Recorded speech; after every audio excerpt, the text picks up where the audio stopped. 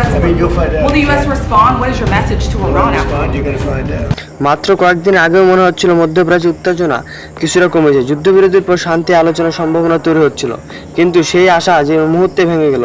আবার হামলা, পাল্টা হামলার দাবি, আরও নতুন যুদ্ধের শঙ্কা।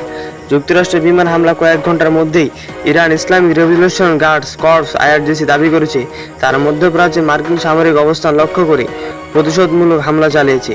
এই একই সঙ্গে তারা কড়া হুঁশিয়ারি দিয়েছে, যুক্তরাষ্ট্র যদি আবার হামলা চালায় তাহলে জবাব হয়ে আরও কঠোর ও ভয়াবহ।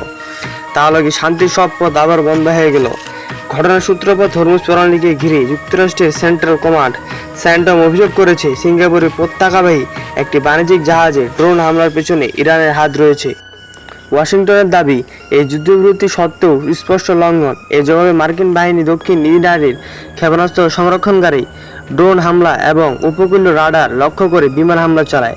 প্রেসিডেন্ট ডোনাল্ড ট্রাম্প এই যুদ্ধবিরতি চরম লঙ্ঘন বলে মন্তব্য করেন। তবে কয়েক ঘন্টার মধ্যেই পরিস্থিতি আরও উত্তপ্ত হয়ে ওঠে। ইরানের রাষ্ট্রীয় টেলিভিশনের মাধ্যমে আইআরজিসি জানায় তারা অঞ্চলেই মার্কিন সামরিক অবস্থান লক্ষ্য করে সফল প্রতিরোধমূলক হামলা চালিয়েছে। যদিও কোনো ঘাঁটিতে হামলা রয়েছে বা কতটা ক্ষতি হয়েছে সেটা বিষয়ে বিস্তারিত প্রকাশ করা হয়নি। অন্যদিকে মার্কিন পক্ষ তৎক্ষণিক কোনো ক্ষতিকর বিষয় নিশ্চিত করেনি।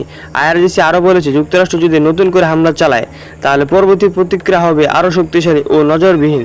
এদিকে মার্কিন ভাইস প্রেসিডেন্ট জেডি ভ্যান্স সতর্ক করে বলেছেন, ইরান যদি সহিংসতা বাড়ায় তাহলে যুক্তরাষ্ট্রের কাঠার জবাব দিয়ে পিছপা হবে না।